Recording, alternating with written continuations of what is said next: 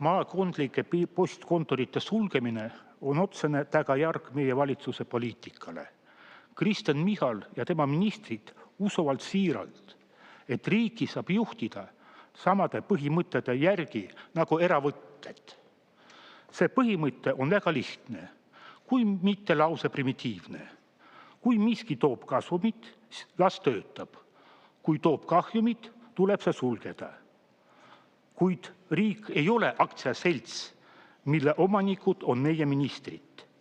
Riik on institutsioon, mis on loodud selleks, et aidata kõiki Eesti elanikke. Just sellest põhimõttest peakski valitsus lähtuma. Kui mingi teenus on inimestele vajalik, tuleb see säilitada, isegi siis, kui see toob riigile teatud kahju või kulusid. Valitsus ei ole riigieelarve omanik. See eelarve on loodud meie maksude arvelt ja kuulub kogu Eesti rahvale. Ning palun, härrased ministrid, kasutage seda eelarvet ühiskonna huvides. Aitäh!